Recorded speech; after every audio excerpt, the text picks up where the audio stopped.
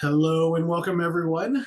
My name is Cooley. I'm the Targeted Outreach Director for the California Department of Financial Protection and Innovation, also known as the DFPI. Thank you for joining the webinar. We're going to have a great webinar, a really great topic today. I know it's right at noon, so let's give everyone another 2 minutes to jump in. Thank you for your patience. Again, 2 minutes before we get started.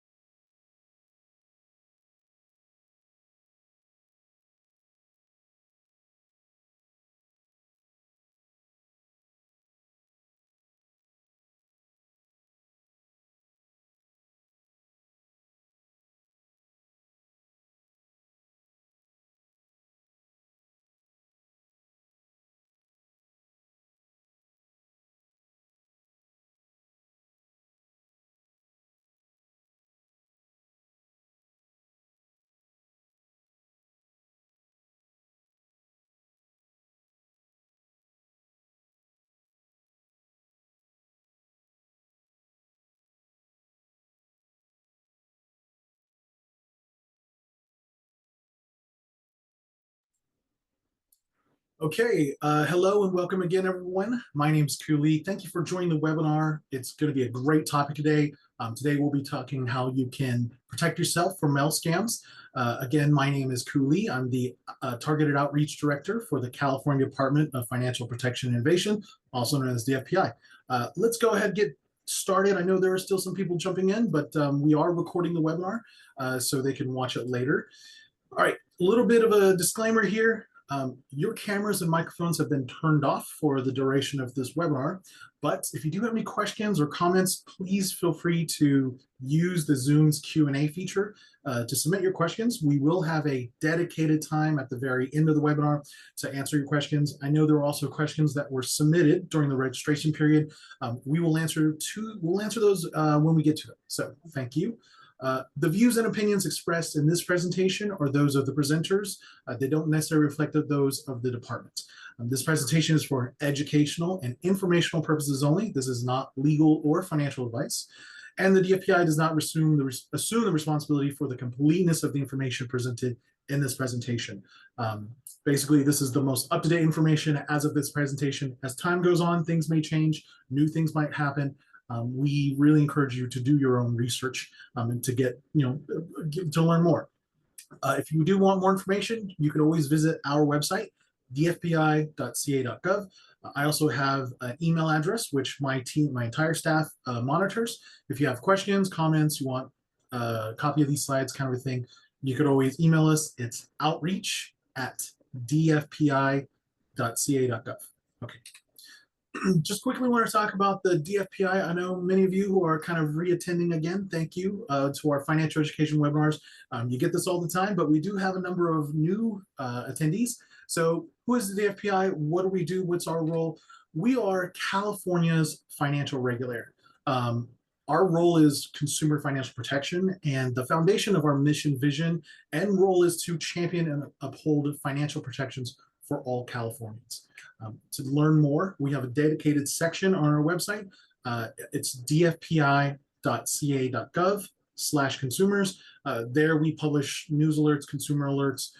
You could get access to many of our online and print materials. Also, you can subscribe to our newsletter. With that, and I do want to talk quickly about DFPI, the industries that we regulate. So we license, regulate, and oversee a number of different financial institutions, professionals, and industries in California.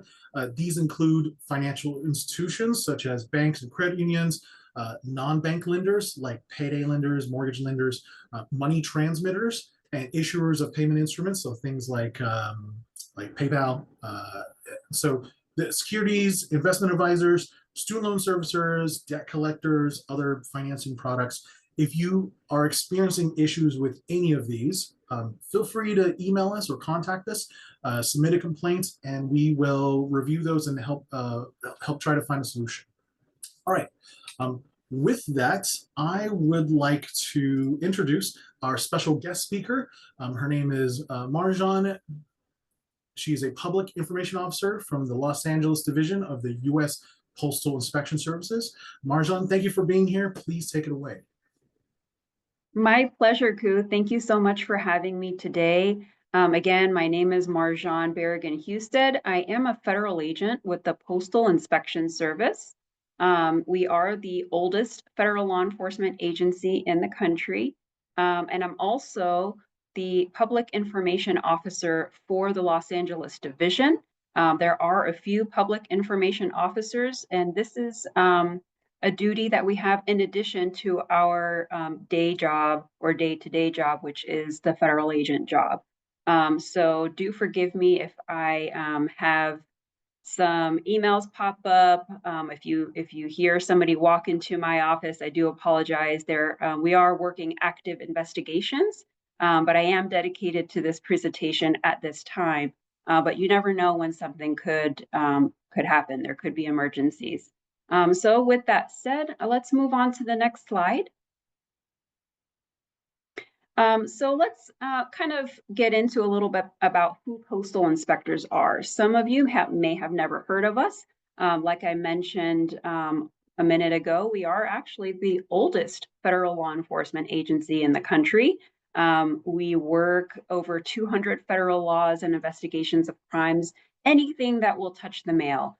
So we work mail fraud, mail theft, violent crimes against any postal employees, drugs or illegal things that are sent through the mail, and unfortunately child exploitation, which can be conducted through the mail as well. So we work a very wide range of types of investigations.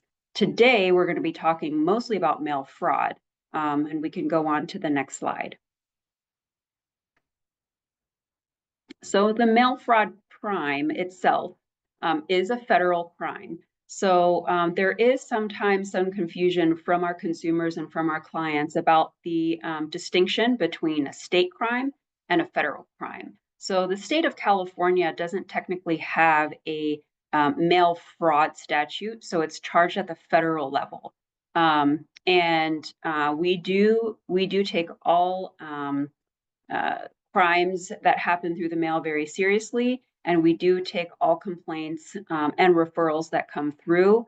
We work them as we would any other complaint that does come through, and then we refer that to the United States Attorney's Office.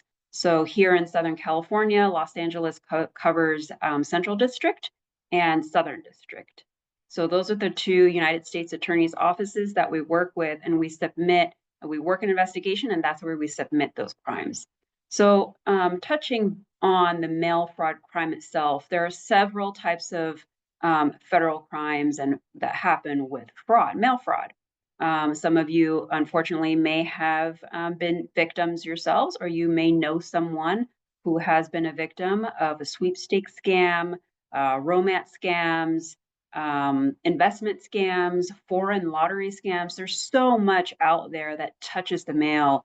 And unfortunately, US citizens, Californians in particular, are very vulnerable. Sometimes these scammers target the elderly, and they do target folks who have good hearts. So that's probably sometimes the reason why they target Americans. Americans are very generous. They're very trustworthy and trusting of others. So sometimes that makes us fall victim to mail fraud crimes. We can go on to the next slide. So getting deeper into the scams that happen within mail fraud, like I mentioned before, there are multiple kinds of scams that are out there that we could fall victim to. A lot of their marketing is very, very good and very, very convincing. We just have to be very mindful about not giving out our personal information to someone who has not passed the test. So like I say to many of our victims here, never click on links that come through to your cell phone or to your email. Don't click on any of those links. If there's a phone number attached to the notice that comes through, I would always say first call that number before clicking on any link.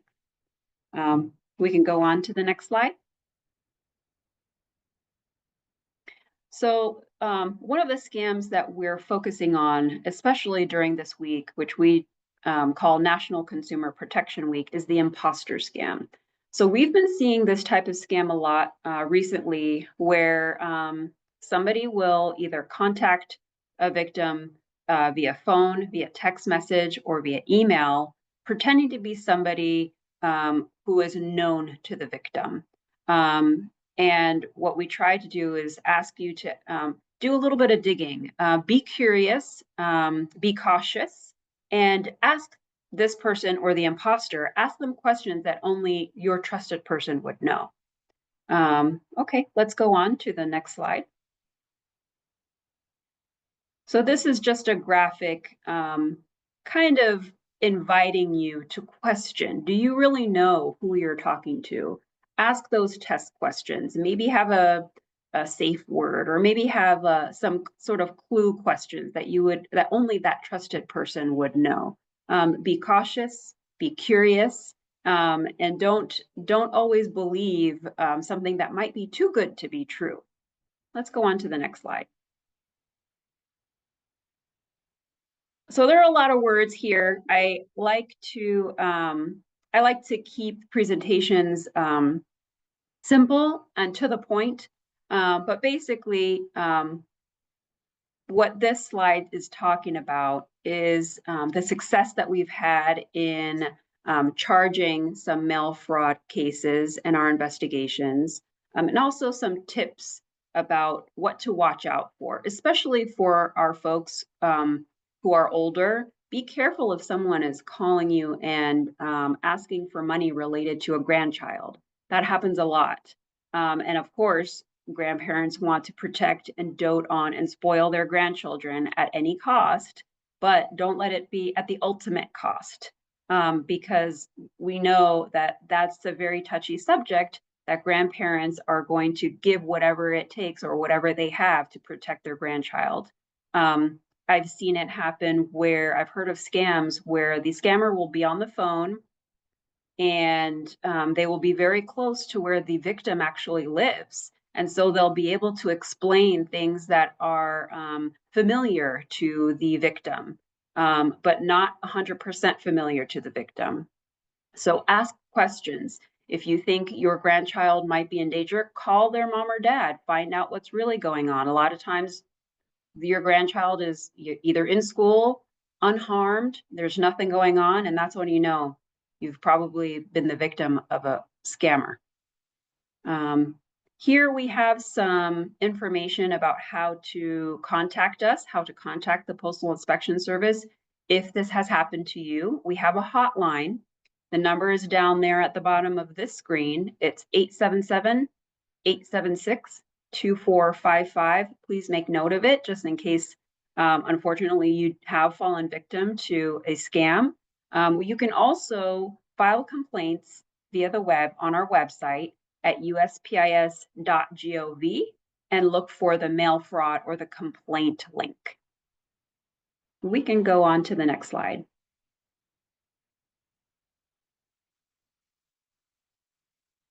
So, like I said, we have a hotline, and if you get a chance to jot it down, I would recommend saving this phone number in your phone if you ever either yourself fall victim to mail fraud, or you know somebody who may fall victim. That number is 877-876-2455.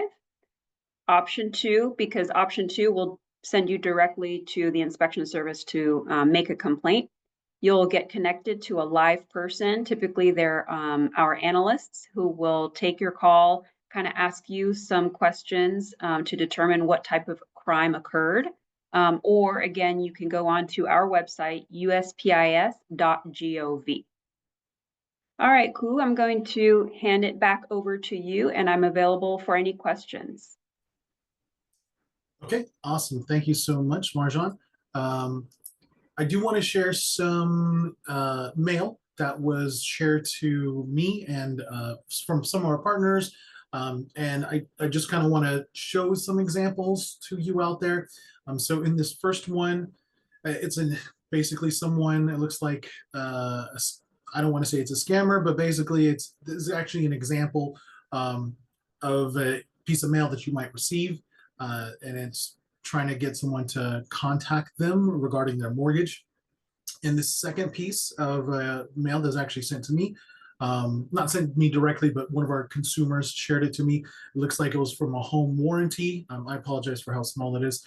But what it does is it puts this little check here and make it look like it's some kind of money that they want to send you. So you always want to be careful about that. Look into it, do more research before you respond to them. Here's another one. And, with the big red final notice, it looks like it's a bill, but right here it says it's not a bill.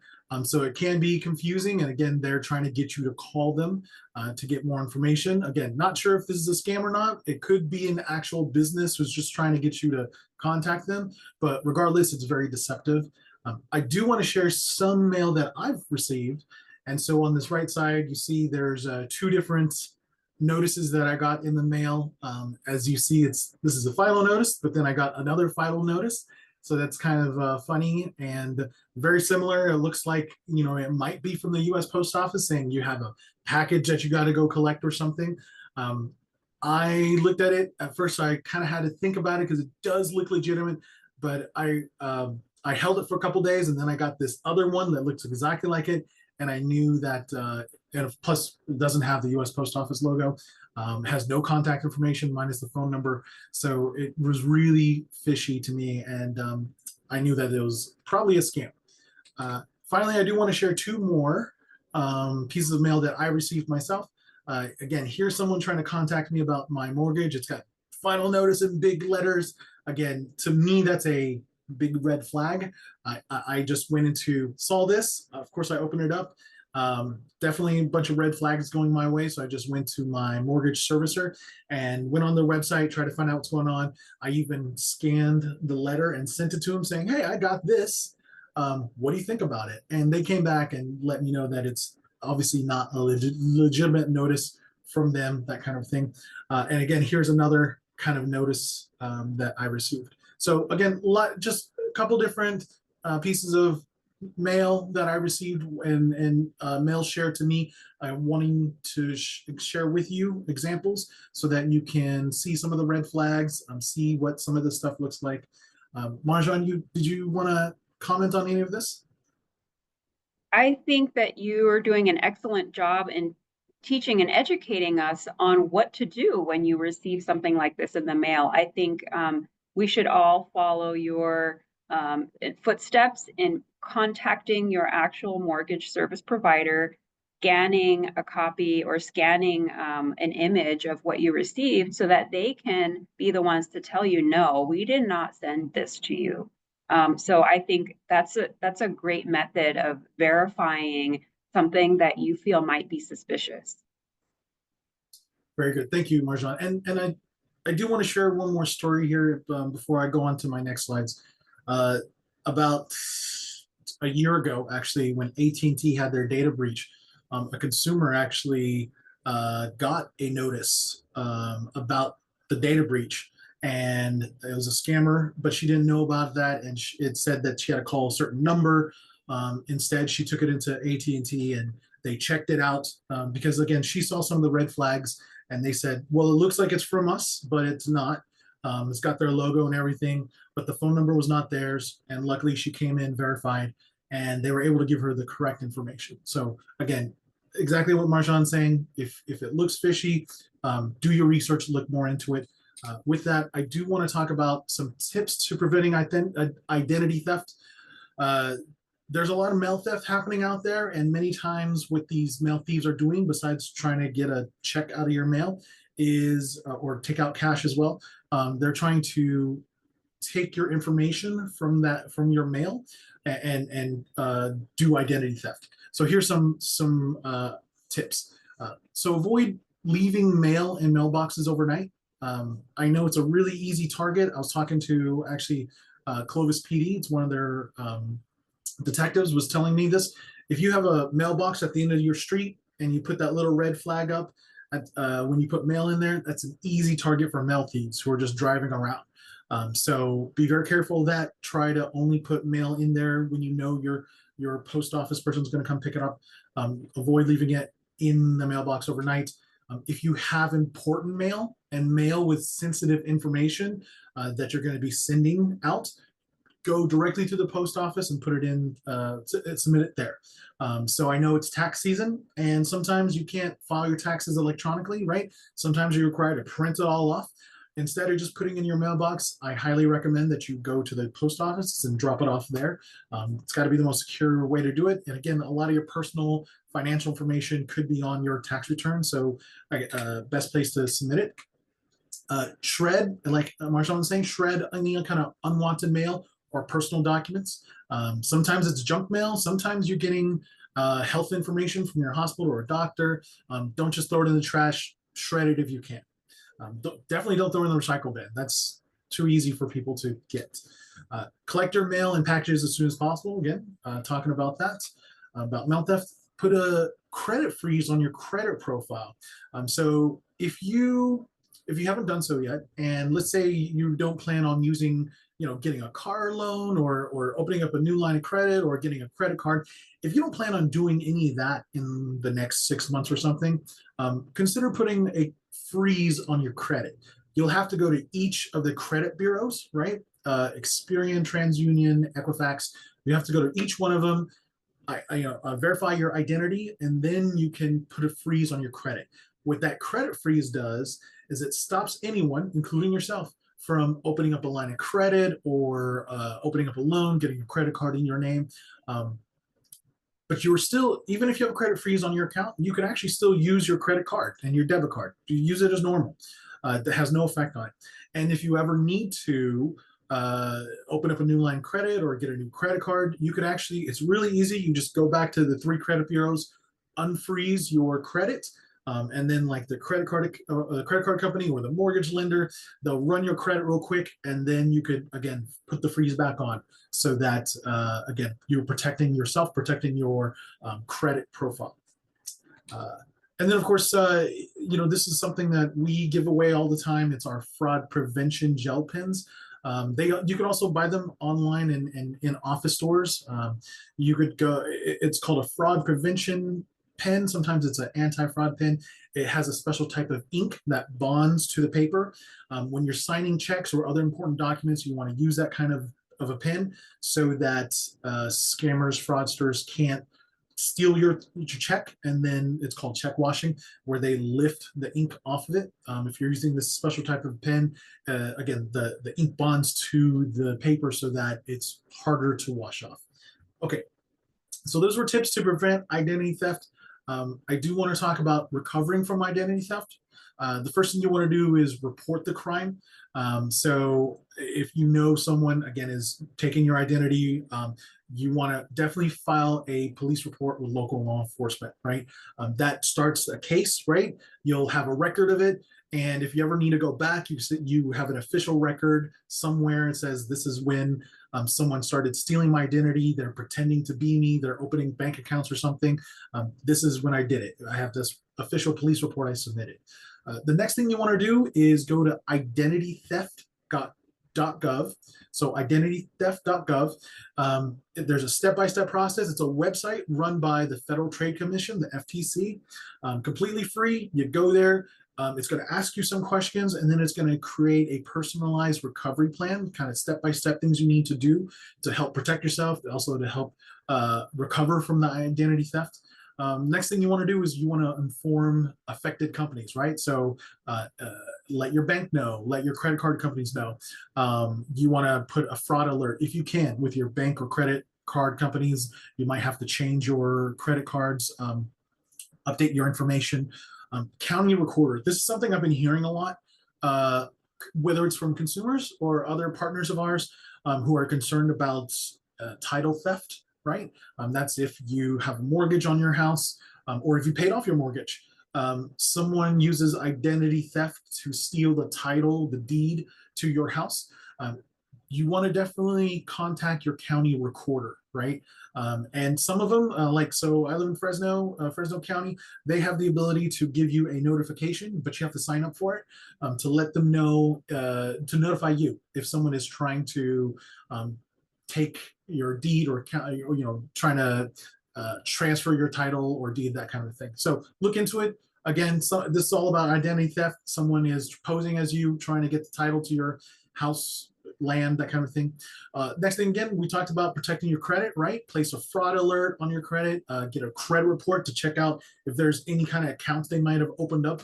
And then, of course, you want to freeze your account so they can't open up any more accounts. And then afterwards, stay vigilant. So check your financial accounts regularly. Make sure there's no abnormal charges on there.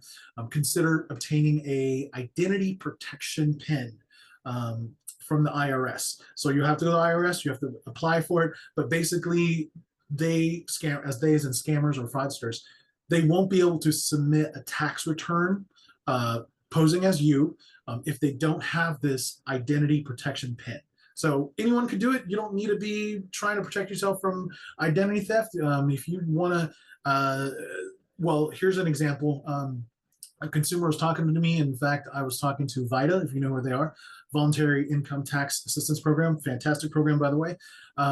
They were basically saying, hey, if someone is trying to claim a dependent of yours, what you can do is get an identity protection PIN, or if you're afraid of identity theft yourself, you could always get an identity protection PIN from the IRS. Again, scammers will not be able to submit a false tax return if they don't have this PIN. So think about it. It's tax season. Finally, beware of scammers trying to pose as people who are trying to help you. Studies have shown that individuals who have become victims of fraud or scams are more likely to become victim again, and that's because these scammers have your information now, whether it's personal information, financial information, or they know you fall for certain types of scams, right? And so they're going to try to contact you again, especially if they know you've been scammed, and they're going to pose as maybe a federal agency, maybe a private group or a business who can quote unquote help you recover from identity theft or fraud of some sort. You want to be very, very vigilant and very aware of those types of scams. Okay, with that, it is time for the Q&A. There are plenty of questions that have been submitted to us. I'm going to go ahead and answer the questions that are submitted to us first, and then we have a number of questions that were submitted to us during registration. Again, a reminder, this webinar is being recorded, and we will be sending a follow-up email after the webinar with a link to the recording and a copy of the slides. So you'll get all of this. And also, if you do have any questions, please submit it into the Zoom's Q&A feature. We're going to answer as many questions as we can. All right, just jumping right into it. First question, how do I report mail theft? It's been happening a lot in my neighborhood. Okay, thanks for that question. I hope I did answer it during my presentation, but I can definitely go over it again. You can call us at our hotline, which are on the slides that you'll be receiving, but it's 877-876-2455, option 2. Also, you can file a complaint on our website at uspis.gov, and you can go to file a complaint, whether it's for mail theft, mail fraud, if you suspect there might be drugs in the mail. So there are several different categories where you can file a complaint based on what the crime is. Okay, great. Thank you, Marjan. Next question, what red flags should I look for in a piece of mail that might indicate fraud or scam? So actually, Ku, the examples that you had on the slides were pretty good because some of them didn't have the company's logo that they were claiming to be from. It had vague language. So also you need to be aware of the fact that some of the fraud scams that are out there might have parts or pieces of your personal identifying information, but not the full. So they might have certain digits of maybe an account number or the last few digits of your phone number or address, but they don't have the full thing because that's what the data that they could pull from open source information. So be sure that even if there are parts and pieces of your personal information on the mail piece, that you need to verify the whole thing. And you should not be the one to volunteer the information, have the caller or have the person who is requesting the information to see what they have first. If they can't verify your account, don't provide any information to them. I always say never click on links or visit websites. Go call the numbers that are there directly on the mail piece. And if it doesn't match up with the institution or with the company that's trying to contact with you, that's a red flag right there. However, there have been times where phone numbers of legitimate companies are spoofed. So that's something you have to be aware of as well.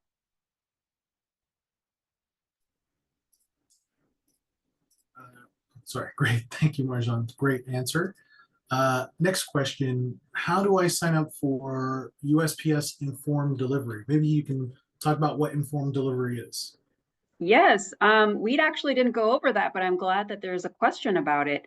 So informed delivery gives or captures an image of the mail that you'll be receiving on a daily basis, and it emails you those images that you'll be receiving almost daily. There could be a day or two of a delay just because of sometimes there's weather going on, especially us here in California. If we're waiting for mail that's coming from the East Coast, I myself have experienced delays where there's weather, there's storms, and it's taking a little while. So I'll receive the image in my inbox and I'll say, oh, I'm waiting for information from this company, but it doesn't get there exactly on that day. So just be mindful of that. But the way that you sign up for informed delivery is you go to USPS. That's different from USPIS. So USPS, the U.S. Postal Service, offers informed delivery. Go to USPS's website and then search for informed delivery. You have to verify your identity. It's going to ask you a series of questions to verify that you are who you say you are so that another scammer doesn't try to do this on your behalf. You can also go straight into the post office and they will help you set up informed delivery. Great question. Great answer. Thank you, Marjan. I actually use informed delivery. It's fantastic. You get a notice in your email about incoming mail, sometimes packages. Really great to see. Okay, next question. And I know you talked about this a little bit before, Marjan. How to report fraud to inspection services. And maybe I'll take one more step forward and say, what kind of evidence or information should someone collect to report that fraud to the inspector services? Yes, I love it when I get a complaint from someone who has done their homework so that it's easier for me to do my job. Sometimes I get calls from people that tell me they were the victim of a crime, but there's no information to help me go after the criminal. So anything that would help me do my job to help you would be great, such as if you have Ring video of someone coming by your house to steal mail in the middle of the night, that helps us because then it helps us see like, okay, what time did this happen? What vehicle was involved? Was there one person, two people, multiple people? So if you have some sort of surveillance system at your home that captures the data, captures the crime, that is the best. And also it helps us sell your case to the United States Attorney's Office. Say, here, this is what happened. This is when it happened. This was who was involved. And then tell us a little bit about what was stolen.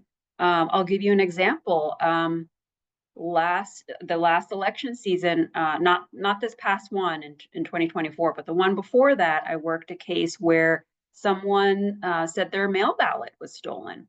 They were absolutely 100% convinced that the letter carrier did it. And I said, why do you think that? And they said, they don't know. They just had a feeling the letter carrier stole the ballot. I said, okay, well, I noticed you have Ring camera here. Do you mind if we review it? And so they gave us permission to review the Ring camera. Sure enough, 3 o'clock in the morning, there was a car that drove by the house, stole mail outside of their mailbox, right on the same night that they had put their outgoing mail into the ballot into their mailbox. So, that video really did help. And also, you might have your investigator hat on, where you might think it's the postal employee, but it might not be. So look at the evidence, and to help us do our jobs, get that video and then tell us what was stolen. Was it a check? How much was the check for? Contact your bank, see if you can get a copy of an image of the check, because a lot of times if the check is negotiated, there's an image of which bank negotiated it and an image of who signed for it on the back. Sometimes they do mobile deposits, so we can see what was signed on the back and which bank, what day, what time. I can go to that bank, grab that video, and see the face of the person who went and tried to negotiate the check. So help us help you.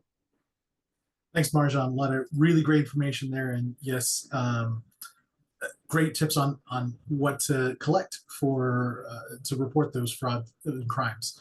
I do want to plug the Postal Inspection Service's Facebook. I'm going to put it in the chat.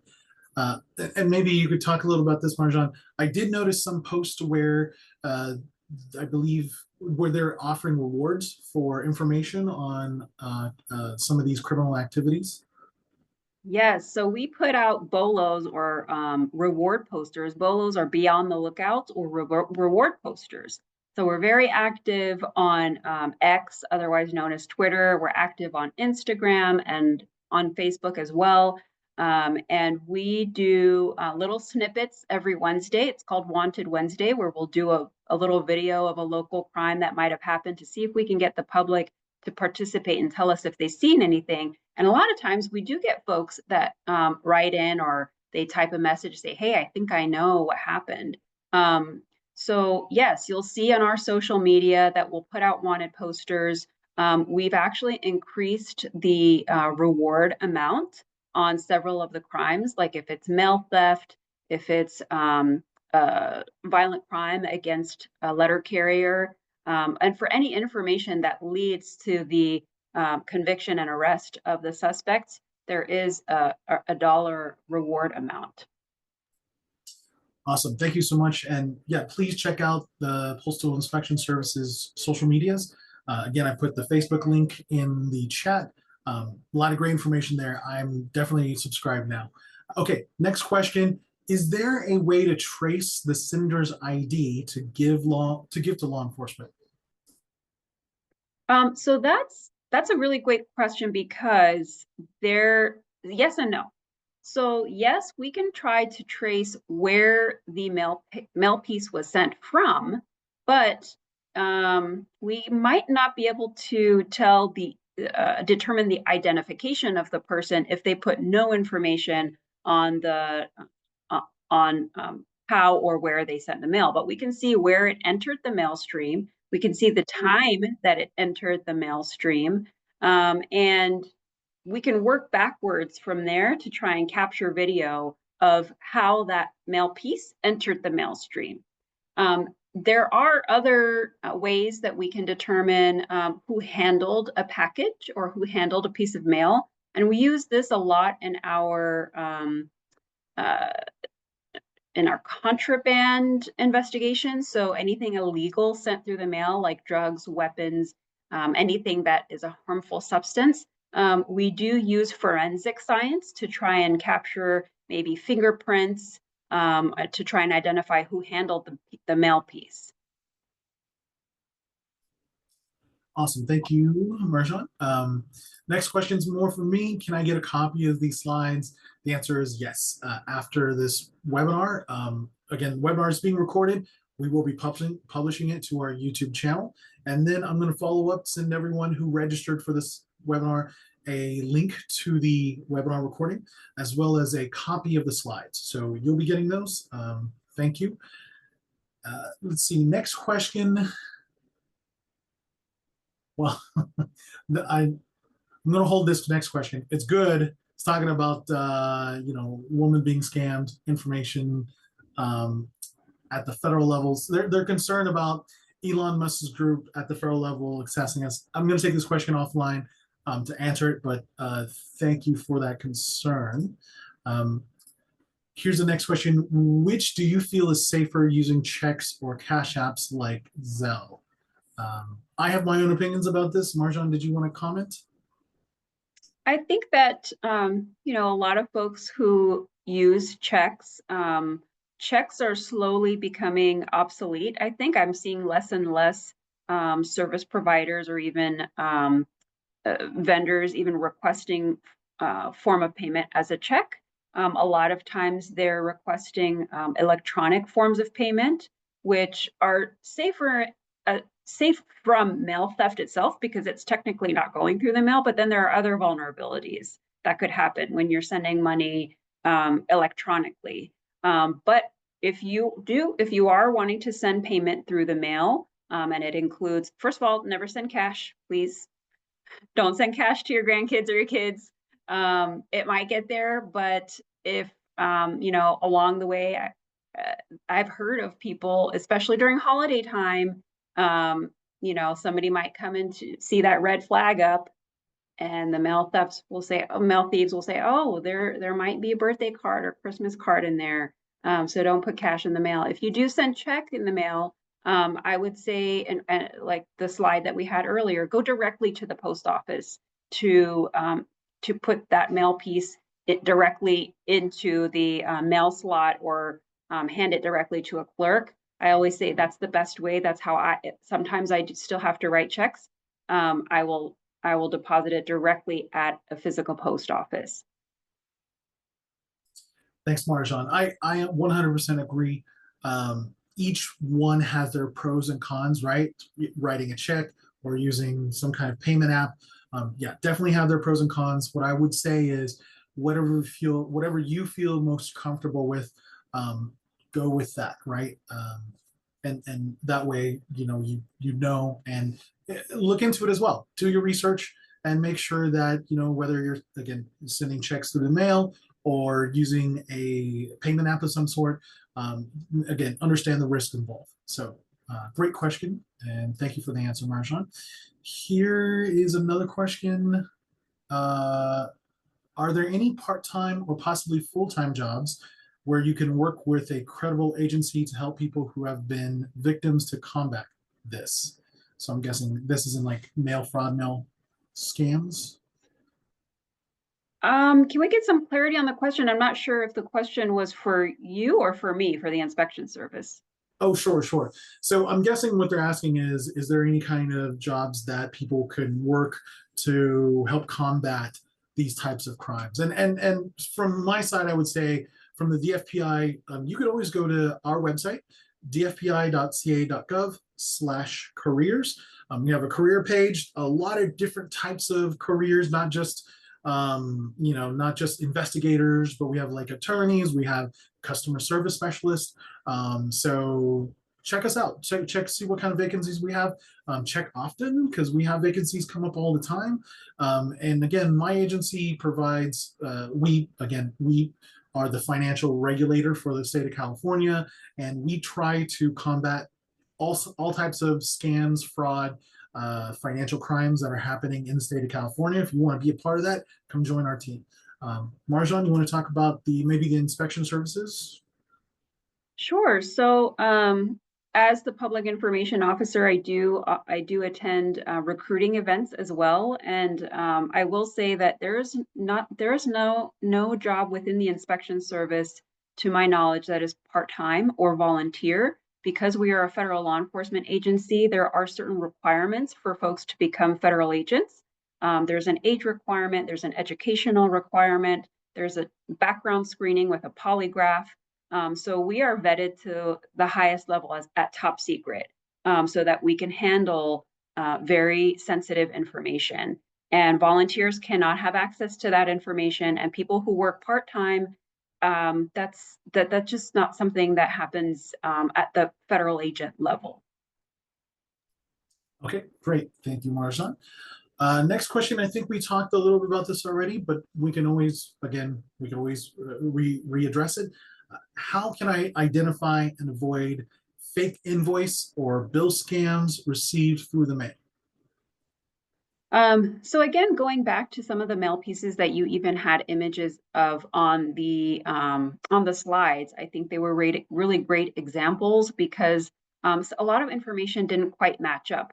Like the logo wasn't on there for the little parcel, pick up your parcel flyer. I've received those too. Call the number on there. If the number is legitimate, you'll be able to tell during the conversation if the scam is something to extract information from you, which I would never provide, or if it's something that is legitimate, you can always walk into the physical location. Like if it's your bank or your mortgage service provider, or any other kind of service provider, like your telephone company, Verizon, AT&T. There are physical locations for these places that you can walk into. I had a victim once where she received something in the mail that appeared to be from Chase Bank, which was her bank. She banks with Chase Bank. And they were going through the process of selling their home, and they needed the proceeds to put money down on a retirement facility. They were entering the retirement home as a couple, the husband and wife. So the day prior to that, they were going through the process of selling their home. And of course, their information was released during that transaction. And they started receiving calls and text messages. One of those, and also through the mail, they started receiving solicitations, and one of them appeared to be from their bank. So what happened was, while the woman, the wife of the couple, was doing some digging and investigating, she had sent her husband down to the physical branch.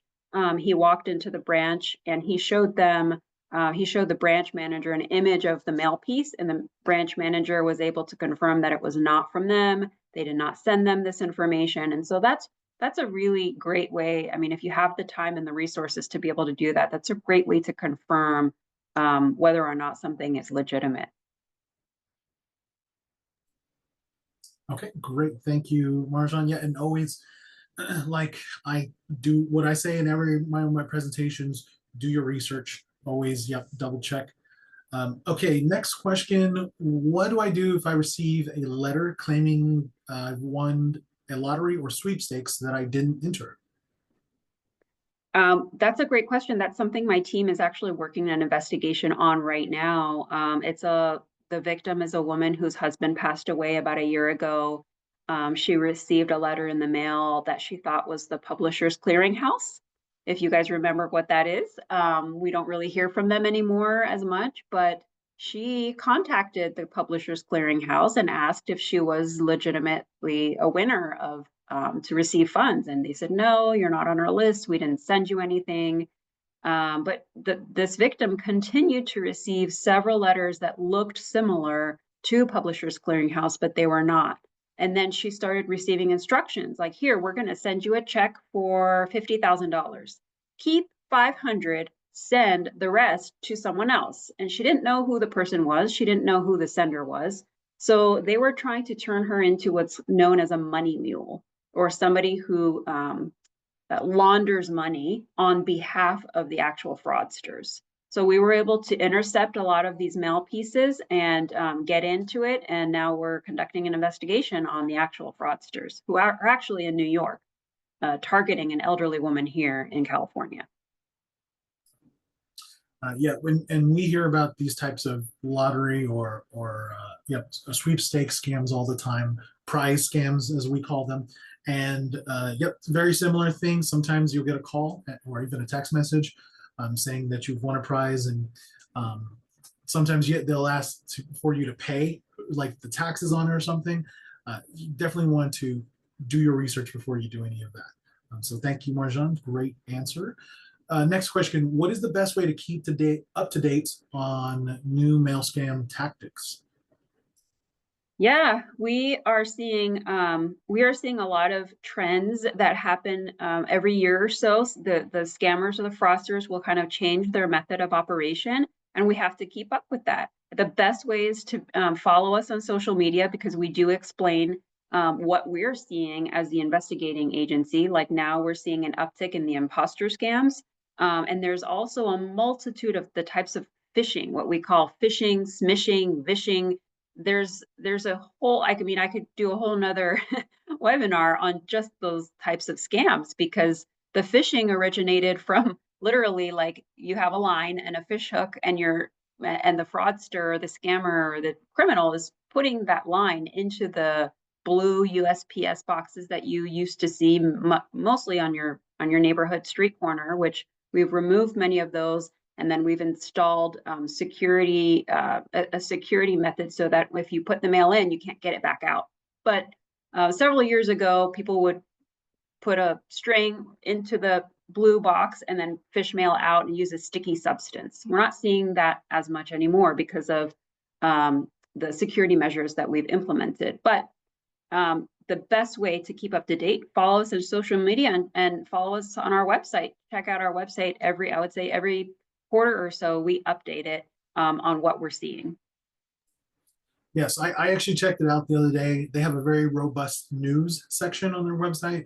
So really great way to get alerts that they issue, press releases, that kind of stuff. So thanks, Marjan. Next question. I know we're about 10 minutes out, so I'm going to try to do lightning round and answer all these as quick as we can.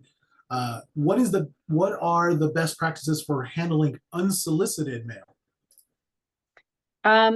If it becomes a problem where the volume is just way more than you can handle, contact your local post office and let them know. I've worked a few cases where victims were receiving hundreds of pieces of mail that they didn't want. It was unsolicited. And we worked with their local post office to notify the carrier not to deliver that type of mail, because if you put a stop on your mail, you're going to stop getting everything. And you don't want that to happen. You only want to stop it from that particular source. So that's something that you do have to work with your local post office. I would also file a complaint with the inspection service so that we can facilitate that, because it's very delicate in making sure that you don't stop receiving all of your mail. You only want to stop it from that particular sender. Yes, and I know on one of your slides you talked about the do not call registry. Is there something similar for the mail? The do not call registry is actually a really great point. If you do happen to receive some of the solicitations through the mail or even through email or your text message, you can always tell the caller that you have not given them permission to have your information, and they need to remove your phone number from their call list. Sometimes they do, sometimes they don't, but that's very good verbiage to tell these people who are trying to solicit information from you. Tell them to stop calling you, cease and desist, remove my information from your list, remove my phone number, you must cease and desist, do not call me. We don't have something like that exactly for mail, just because the Postal Service, and I'm an expert on the Inspection Service, not the Postal Service, because we're two separate entities. But what I do know is that the Postal Service doesn't have a mechanism of knowing who you want to receive mail from and who you don't want to receive mail from. I mean, the assumption is that all the mail that you're receiving is the mail that you're anticipating. If there is someone you don't want to receive mail from, it can be for a variety of reasons, and that's something we would take on an individual basis. It can, if you're being targeted, like for a hate crime, or if you're being targeted by one or two individuals, that's something. If you're being targeted by an entire sector, that's something else. So we'd have to take it case by case. Okay, great. Thank you, Marjan. Next question. How do I report missing mail or packages? What happens when I report it? If you're just missing mail and you don't think that there's a crime involved, contact the Consumer Affairs with the Postal Service. You can contact your local post office, because they're the first line of defense. They're the ones that should know, based on the tracking information. They can track your package and say, oh, it says it was delivered, but it's not there. So if there's no actual federal crime involved, you can just contact the Postal Consumer Affairs. Awesome. Thank you very much. So this is something that I could probably talk about. I keep getting messages on my phone that there's a U.S. postal mail is waiting for me. I know it is a scam since I didn't order anything or purchase anything. How do I report these? So if you're getting, essentially this is a scam text message, it's a phishing attempt.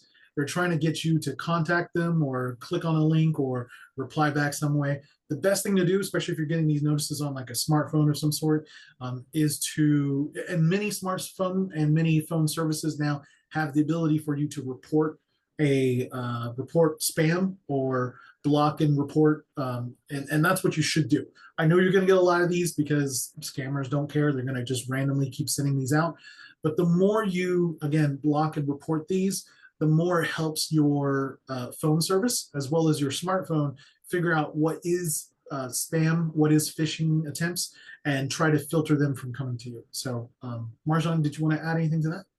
No, that's great. I actually, a lot of my friends and family, knowing they know what I do for a living, so they call me and say, "Hey, I got this text message on my phone from the post office." I said, "No, first of all, the post office will never text you. They will mail you something because we're the post office, so we don't always know your phone number. But we know your address, so we will send you mail." If there's a concern about or we'll put a note that your letter carrier will put a notice in your mailbox or on your door if it's regarding a package. So we will never send text messages to customers. So whatever you see that, follow in whose footsteps, report it as fraud, delete it, don't interact with it at all. Just, it comes with the territory of living in the age that we do, that we live in a digital world and a lot of our information is out there. And so just know that the post office will never text message you a link asking for information. Yep. And one more thing I'll add, Marjan, that's a lot of really great addition. If you're waiting for a package and you will get one of these notices and you really just want to know, don't click, don't reply back, don't call any numbers they give you. Just go to your post office, your local post office, show them the text message and say, "Hey, I'm waiting for a package. Is there something going on here?"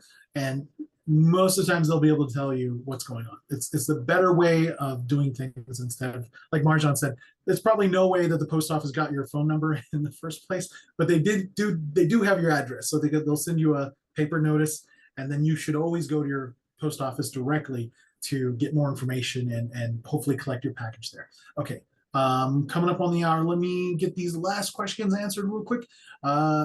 What should I do if I receive a piece of dangerous mail? Good question. We have a whole team that works with dangerous mail. I would say keep your distance from it as far as you can. Maybe throw it in your backyard or something. Do not open it. Try not to handle it with your bare hands. If you suspect that there's something really dangerous in there, first of all, call 911 because they will be able to get there faster than we can.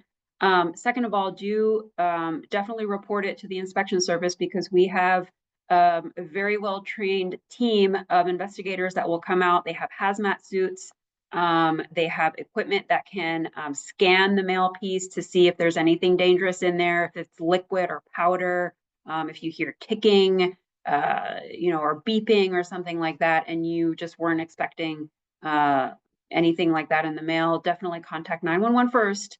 Also report it to the inspection service, call our hotline and say that you have a dangerous a mail piece that you suspect has dangerous substances in it. And we will treat that very seriously. We'll come out, scan it, and take a look. The locals also have canines that will come out. So we do work with our local partners and making sure to keep you safe and keep the neighborhood safe. Awesome. Thank you, Marjan. Last question before we wrap up. What is the post office doing to reduce mail theft? So as the investigating arm and the law enforcement arm of the Postal Service, the Inspection Service, we initiated, I want to say about a year ago, it's called Project Safe Delivery.